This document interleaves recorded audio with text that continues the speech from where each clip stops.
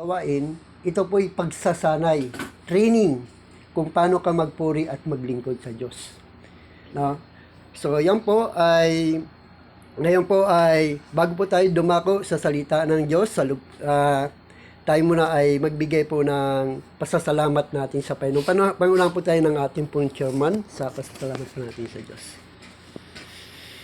Dakilang Ama, makapangyarihan sa lahat. Yes. Salamat po sa oras dito na nandito po kami nagkatipon-tipon. Yes, Salamat Lord. po sa iyo.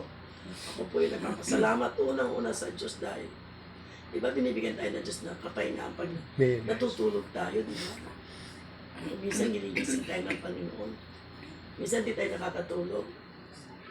Alam mo, nagpapasalamat ako sa Panginoon dahil kagabi, kahapon, kagabi. Parang ginising ako ng Panginoon. Alam mo, sabi ko, Lord, salamat sa iyo kasi nagpuri ako sa Kanya kahit di ako marunong kumanta. Umaawit ako sa Panginoon kasi inaalay ko sa Kanya yun eh. Yun lang gusto mangyari ng Diyos na alayan mo siya, purihan mo siya, pasalamatan mo siya. Nandun na lahat. Maliit lang hiningi ng Diyos. Kaya salamat sa Panginoon dahil kung wala siya sa buhay ko, magugulan ako. Meron gumugulo, hindi ko maintindihan, pero hindi niya pinayagan yun. At siya makapangyarihan. Salamat sa Panginoon dahil sa ating pag-iga, tulog, sinamahan niya ako. Kaya maraming pong salamat sa Kanya. Tunay na napakabuti po niya sa buhay mo. Sa inyo rin, alam po ganun din ako. Na kung kilala naman natin ang Diyos, pero kung sa pamuhay natin, nananatili siya sa puso natin. Ano ba ang magagawa ng kalaban? Kaya natin silang palayasin in the name of Jesus. Ang salita ng Diyos, sasabihin natin, in the name of Jesus, lahat ng mga gustong mangwasak, lalayas siya sa paligid, sa katawan natin, kung ano man yun. Kaya napakabuti po ng ating Panginoon. Salamat po talaga. Madaling araw, siguro mga 2:00 yun. Napakabuti po talaga ng Panginoon. Talaga masarap ang tulog mo, bigla kang hindi mo alam ang buhay. Pero salamat, nandun siya.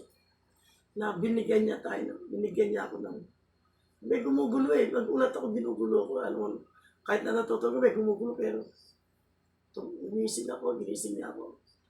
Tumawag ako sa kanya. Yun nga, lahat ng bagay na. Tawagan mo lang siya, sino man nasa, ulitin ko, sino man nasa paligid mo, umigan tulong, gisin mo sa pangalan ni Jesus. In the name of Jesus, lalayas mo lahat sila. Amen. Napakalaga po ninyo. God bless po. Amen. No? So, purihin ng Diyos. Ito nga po na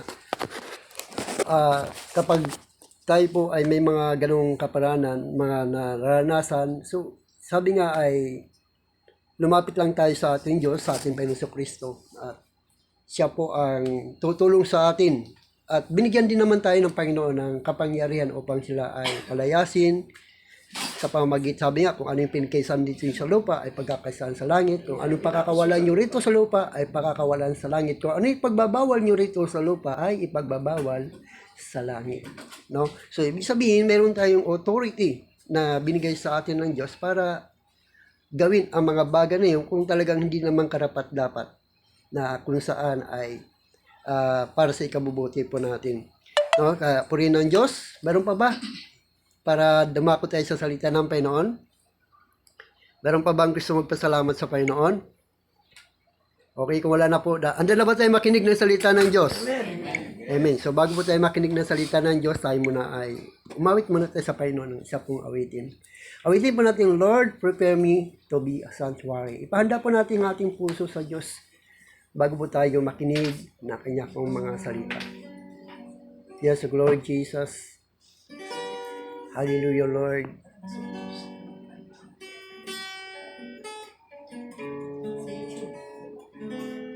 Lord, prepare me to be a sanctuary,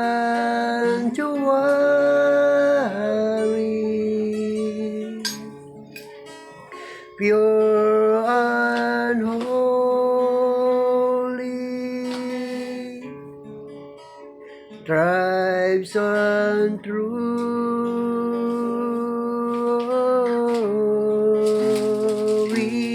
thanksgiving.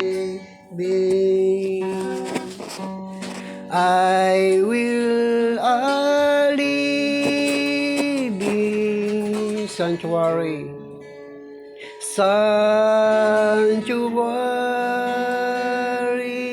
for you, Lord, for you. For the last time, Lord, prepare me to be sanctuary. Lord, prepare me to be a sanctuary, pure and holy, pure and holy,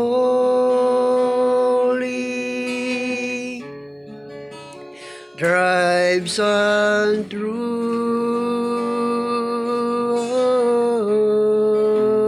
with thanksgiving. I will a living sanctuary, Lord, sanctuary for you, for you.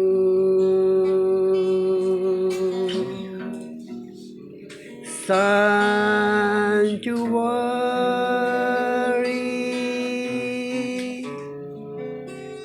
for you. Salamat Panginoon sa oras po ito, Diyos. Kami po ay darako sa iyong mga salita. Dalayan ko ganang pagpalaan niyo po ang bawat sa amin narito na maging daluyan ng iyong mga pagpapala, maging lingkod, patuloy niyo pong bigyan ng kalaman, karunungan, upang patuloy ko po may pahayag ang iyong mabuting balita sa lahat na narito sa pangalan ni Jesus. Amen. Amen. So dito po ay, handa na ba tayo? Amen.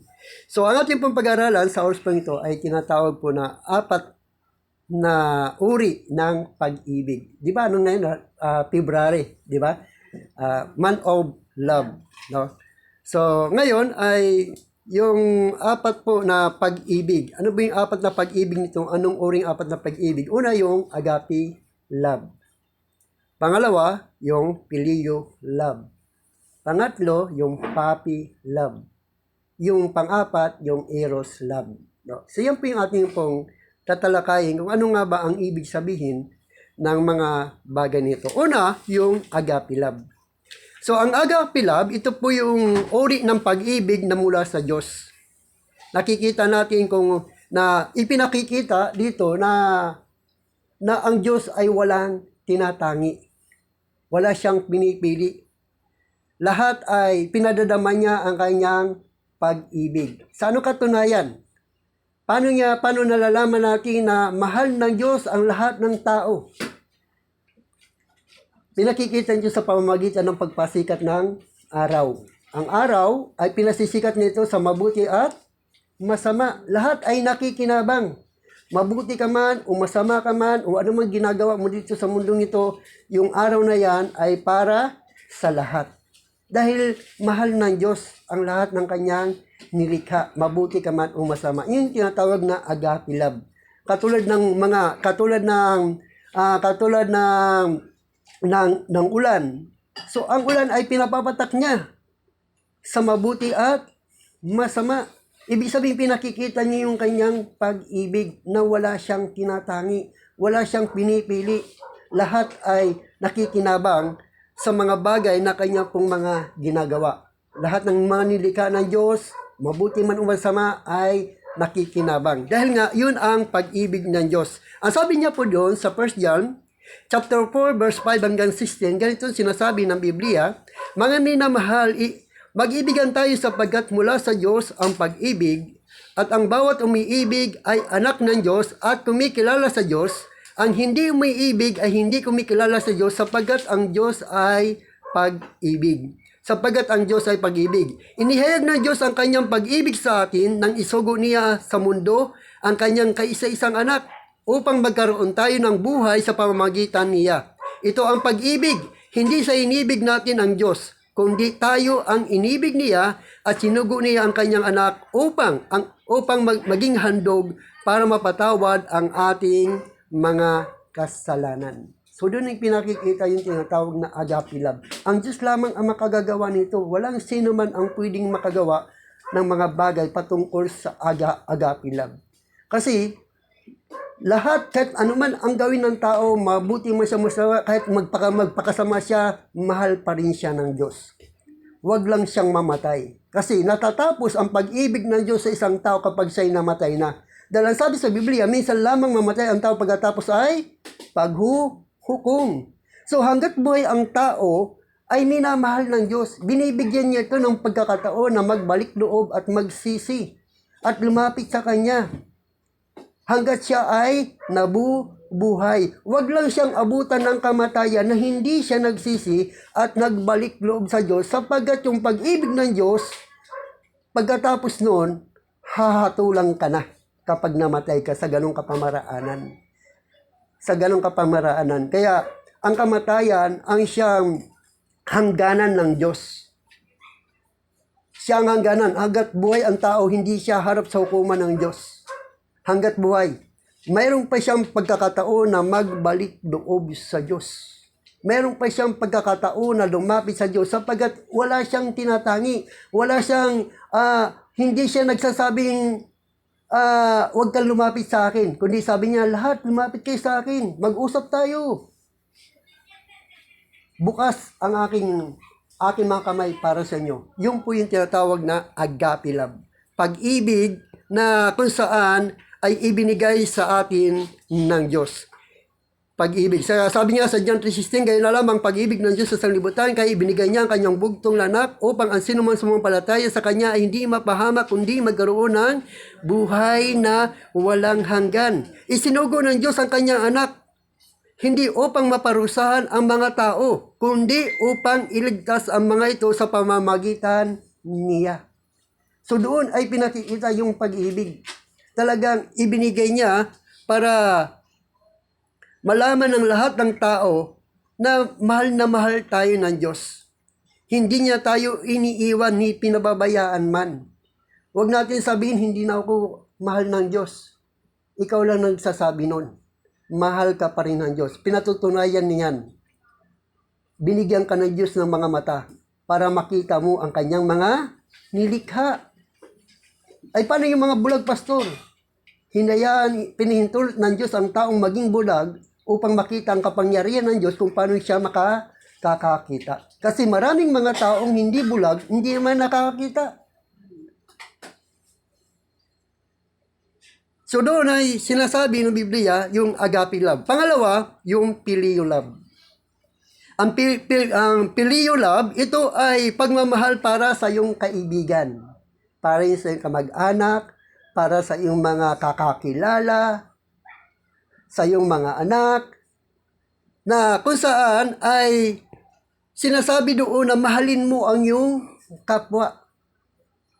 Na sinasabi sa Romans chapter 12, verse 9 hanggang 12, ganito sinasabi ng banal na kasulatan, maging tunay ang iyong pagmamahalan, kasuklaman ninyo ang masama at pakaibigin ang mabuti. Magmahalan kayo bilang tunay na magkakapatid at pahalagan ninyo ang iba ng higit sa pagpapahalaga nila sa inyo. Magpakasipag kayo at huwag maging tamad. Buong puso kayong maglingkod sa Panginoon. Magala kayo dahil sa inyong pag-asa, magtiyaga kayo sa inyong kapighatian at laging manalangin.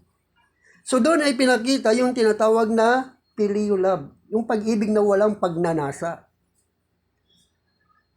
Walang pagnanasa sa yung kapwa, kundi mahal mo siya dahil sa kaibigan mo siya, mahal mo siya dahil sa kapatid mo siya, mahal mo siya dahil kamag-anak mo siya. Ibig sabihin wala kang pagnanasa sa tao. Ang tawag dyan ay phileo love. Pangatlo yung tinatawag na puppy love. No, ang pangatlo yung tinatawag na puppy love. Na ang puppy love, ito yung tumutukoy sa panandali ang pagmamahal. Romantiko, pagkahumaling o paghanga na karaniwang nararanasan ng mga bata o teenager. Na ibig sabihin yung puppy love, yung paghanga lang, na ba, parang nagkaroon ka ng crush, nagkaroon ka ng bagas naranasan din natin na lahat po tayo siguro nakaranas ng puppy love, na first love. No, unang pag-ibig mo na pwedeng mangyari, pwedeng hindi. Kasi nga puppy love lang.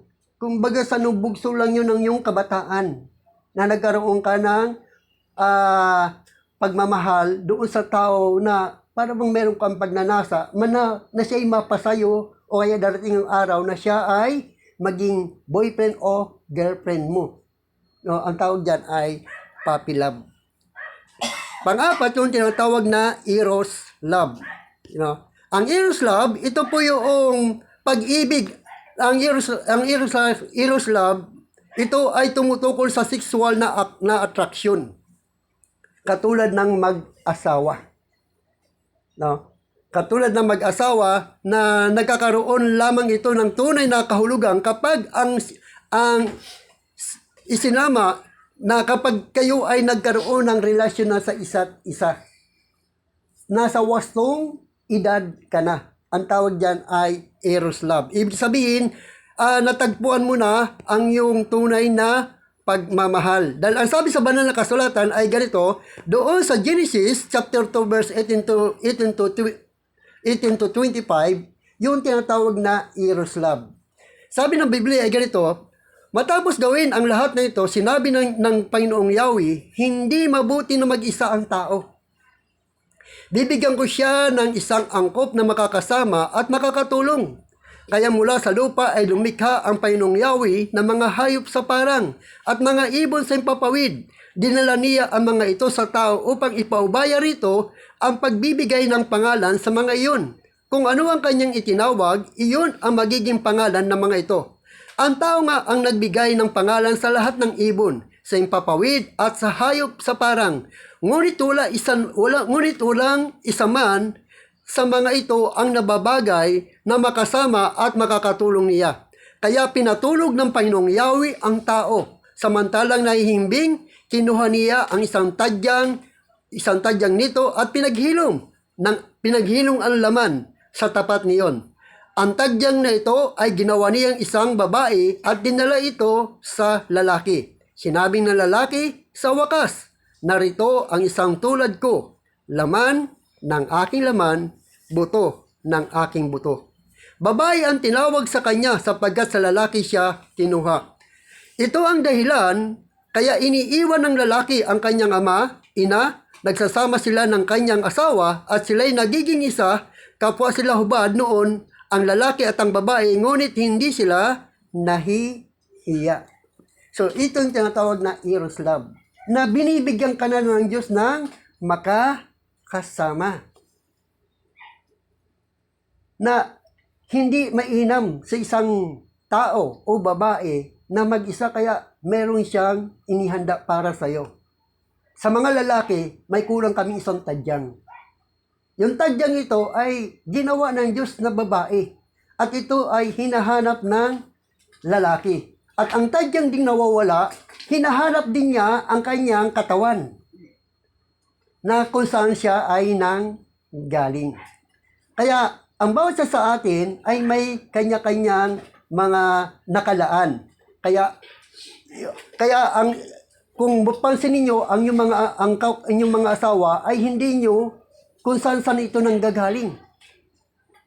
Ang asawa ko galing siya sa Bisaya. Ako Masbate.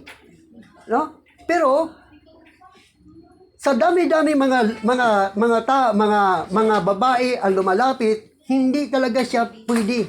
Bakit? Dahil hindi siya yung tadyang na katapat sa iyo. Pastor, ibig sabihin, hindi pa tayo sinisigaw sa mundo nito.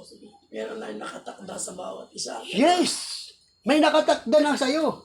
Kapag ang katadyang mo ay Amerikano, marami mangliligaw sa iyo ng mga Pilipino, hindi mo talaga tatanggapin yan. Hanggat hindi mo nakikita yung Amerikano, nakatadyang mo. Hindi tayo ang Diyos ang maglalagay sa atin. Kasi, tiniteras, di ba? Lahat tayo may asawa. May kapalaran daw yung May kanya-kanya kapalaran yung pas. Yes. Hindi porket Amerikano ang ligaw sa'yo, hindi mo naman kursunada. hindi para sa'yo talaga binigyan ng Lord yun.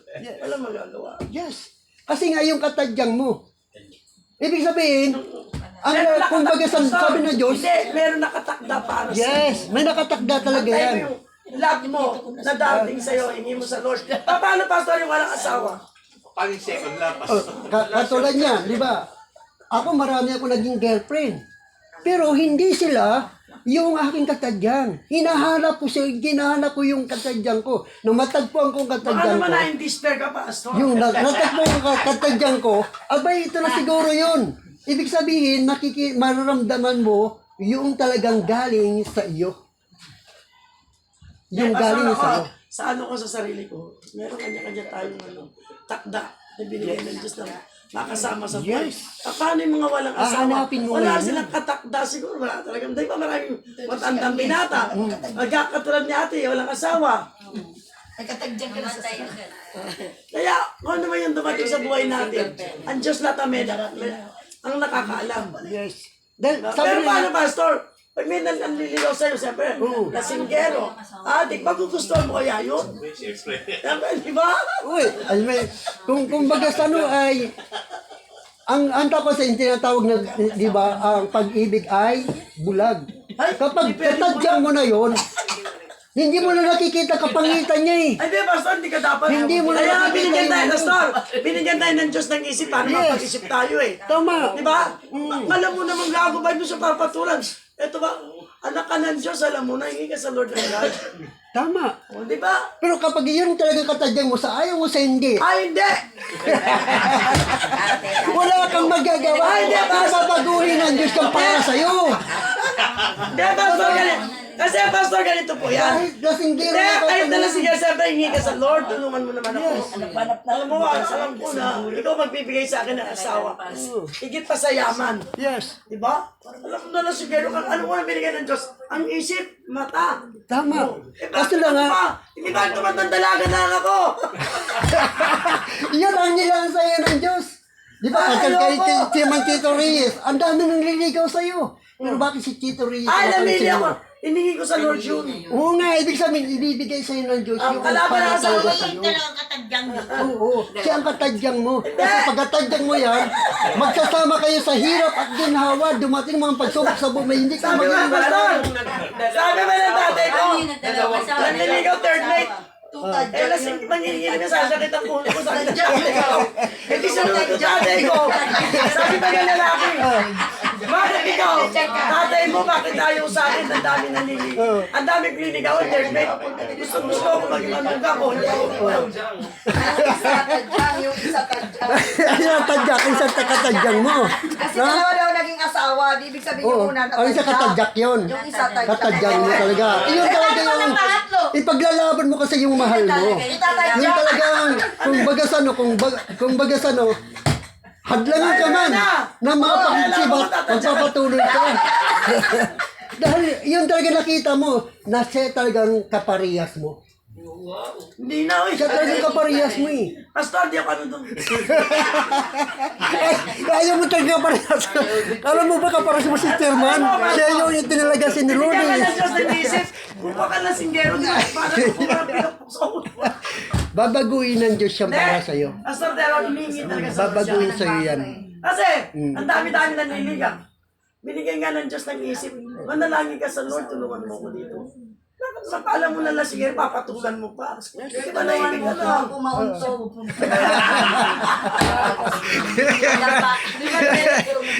Ayan. Ano ko kumauntog ako tagal na. So, hahanapin mo ngayon to, yung katadyang mo. Ako, ang dami ko na, sa probinsya, ang dami ko naging babae. Pero wala talaga. Pagpunta ko sa Manila, ang dami ko rin naging babae. Pero isa lang nakita ko ng katadyang ko, yung misis ko ngayon. Sabi gusto ka mababae na pa dati. Oo! Dahil siyempre, pogi naman tayo dati. Di ba? Pero hindi talaga sila yung katadyang ko. Kasi nga, hinahanap ko talaga yung tinatawag na unang tingin mo, siya na yun. Yan. Ibig sabihin, kasi kapag katadyang mo yan, kahit nagbungguan lang kayo niyan, uy, Ay, ito ako, na Pastor, siguro. hindi, ayoko. Lasinggero pa. Huwag mo kayo singgero mo. Huwag mo kasi pinili. Tinatamaan naman ako sa ginagawa mo, Chi. Alam mo, Oh, ba't kayo makatadyang nga? Paringero. Karoon ng ano sa sarili. Hindi talaga ako sa Lord. Kahit mayaman siya, hindi kita gusto. Oo. Singgero eh. Ano ako? Dami na umalas. Ayan. Kasi binigay ng Diyos ng isip. Yes. Yung puso mo daraya niya, Pastor. Siyempre, isipin mo kung magugustuhan mo, sakit lang ng ulo ko ito. Pag-usapan Diba? natin. Ngayon, itong puso, pag ito pinandar mo, talo ka eh. Kaya unang binigay ng Diyos ang isip ang mata. Yes. Pangamoy. Makakamoy angit, magugustuhan mo ba siya? Pero may nakalaan taga para Ay, hindi, sa'yo. Pastor, ako! May nakalaan nga si Chairman Tito sa'yo eh. Siya nakalaan sa'yo. Di ba? Ang tagal nyo hindi nakita ni Chairman. Mula nung bata, hindi naman kayo nakikita niyan eh. Di ba? Kailan lang kayo nakita nung may edad na kayo? Ibig sabihin, sa ayaw mo sa hindi, siya talaga ang makakasama Ginusto ko mo. din dahil alam ko hindi na singgero. Yes. Yan. Kumbaga sa iyo yung kanyang katawan na nawawala. Kasi tadyang siya eh. Yung tadyang ni Chairman siya. Siya yung natagpuan na hinanap niya. Kaya nagsama sila. Siyempre, Kaya lalo naging mo, isa sila ikaw ngayon. lang alam, Pastor, na singgero sa sundabin mo ba siya? Kasi Kaya hindi makikita na ako. hindi magiging buo ang lalaki. Kasi nawawala ang tadyang niya. No? Kapag nakita mo ng tadyang, buo ka na. Kasi nagiging isa na kayo. Ang tawag na nagiging isa na. Isa kaya lang. Yung sinasabi mo ano. Yung sa akin kasi tadyak. Kompleto ng pagkatao mo. Uy, kompleto ng pagkatao ko. Kahit dalawa lang kami sa ano na yon, Kayo ba, hindi na ako ano masasabi mag-ano. nyo kayo po? Kayo po mag-ano, sige. Para matapos natin ito. Okay, matatapos na tayo. Sige po, kayo po magbigay ng ano sa amin. Sa Biblia kasi tayo po ay nagkakasal, no? Ang sinasabi kasi kayo magiging isa, isinumpaan niyo sa Panginoon. Yes. Hanggang kamatayan, hindi kayo maghihiwalay, for better or for worse. Kung kayo ay nagpakasal, kaya nga ang kasal meron tinatawag na counseling. Yes. Bago ikasal yan, may isang linggong counseling. Siya na ba talaga? Ang pag-aasawa ba ay naunawaan mo? Isabi ng Diyos, Matthew 19, verse 6, ang pinagsama ng Diyos hindi pwedeng Pwedeng hiwalayin. Oo. Kaya magbago ka na ng isip. Oo. Bago Kaya may ka sa- counseling yan. Dapat ang nag-aasawa matured na. Dapat mahal niya yung kanyang kabiyak. Yes. Same time ganun din. Pero sa Biblia, sabi ni Timothy, kung kayo mag-aasawa, dapat kaparehas mong mananampalataya. Yes. Paano, Pastor, ako hindi ako Kristiyano? Asawa ko Kristiyano. Di lagi kami nagtatagpo sa awa. Ganun po ang Magkakasundo rin kayo niyan. Ang misis ko hindi naman Kristiyano yan, pero dahil naging Kristiyano ko, naging Kristiyano rin siya. Oo.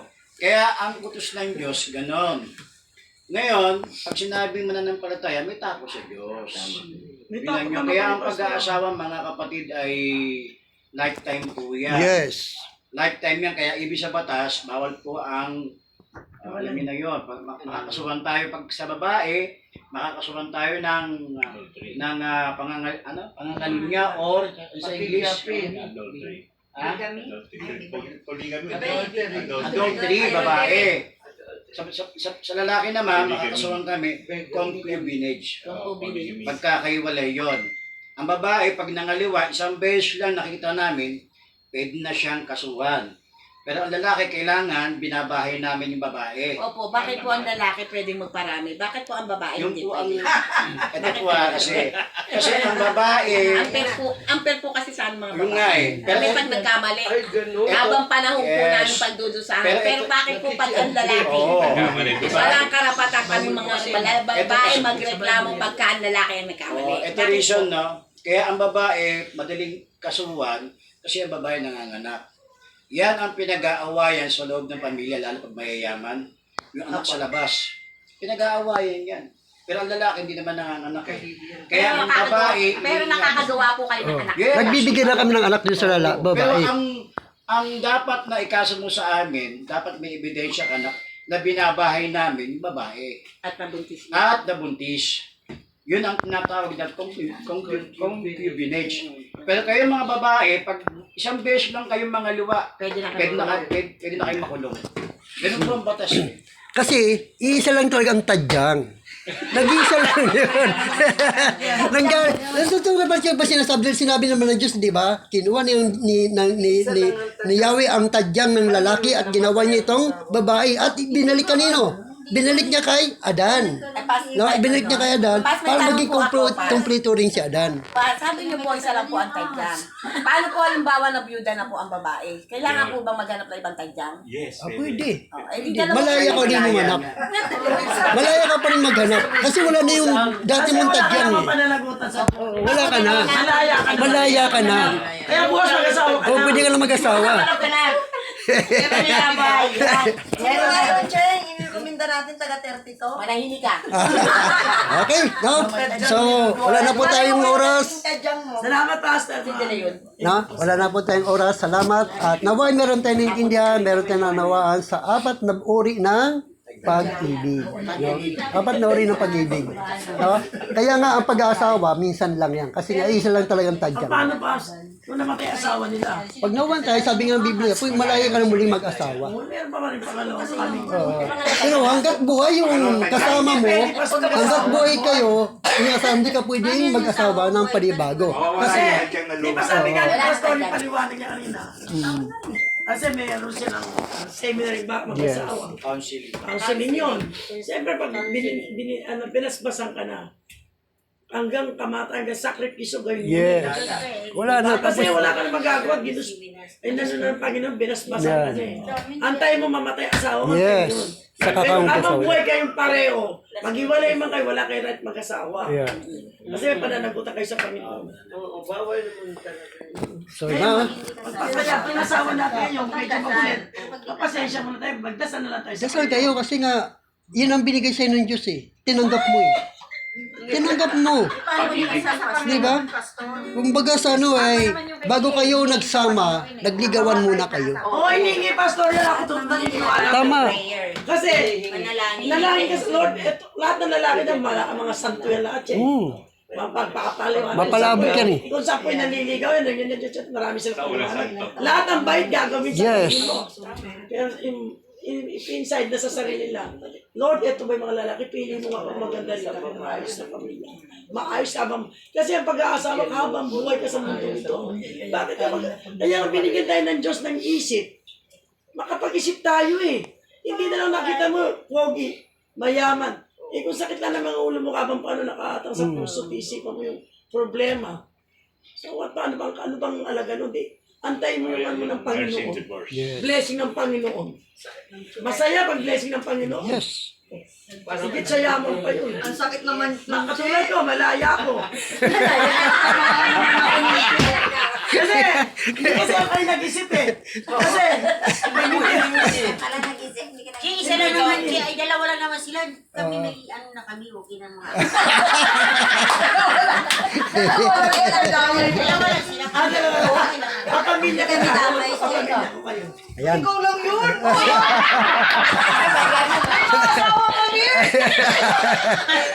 Yan na, so puri ng Diyos, no? So, salamat sa Panginoon. Sana may natutunan tayo. Tayo po yung mawit sa Panginoon, awitin po natin, ikaw ang aking kalakasan. Yes, Lord.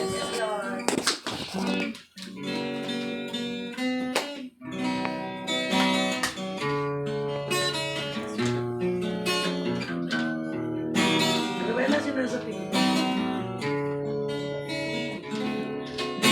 Ikaw ang aking kalakasan,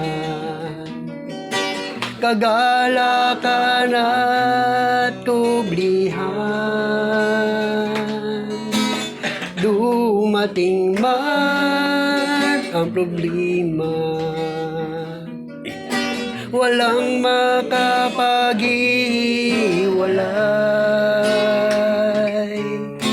walang maikukumpara sa pag-ibig mo. Gaano man kalayo, gaano man kalayo ang langit, pag-ibig mo'y para sa lahat. Dudulog kami sa panan mo at at sasamba sa'yo. O Diyos, gaano man kalayo ang langit, pag-ibig mo'y para sa lahat. Ikaw ang lakas, ikaw aming Diyos, kagalakan mo.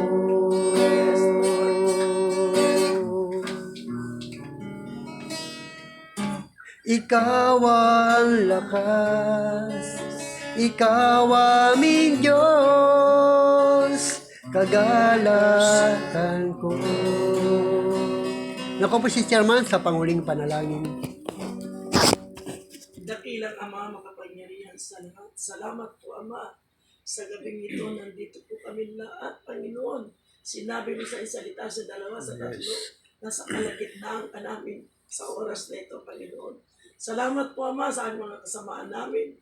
Sana po to muli kami magsama-sama muli. Yes. Sa gawain, Lord, patuloy mo kaming gagamitin po. Napakasarap magpuri at magpasalamat Yes, Lord. sa iyo na hindi kayang sino man tao, hindi kayang bayaran, hindi man kayang tumbasan ang pag-ibig mo sa bawat isa sa aming Panginoon. Salamat po, Ama. Kami po'y nagsama-sama muli sa gawain sa kabila. Lord, ang pag-ibig mo umaapaw sa Yes. bawat puso namin, Panginoon. Thank you, Jesus. Thank you, Lord. Amen. Amen. Tapos na po tayo. God bless po. Ano na ba yung pasital sa Kanina sa kayo. Uy, sama tayo ka na Chairman ha. Sama tayo ka na Chairman. Pupunta. Pupunta tayo sa sisi. Kasi ang tayo doon.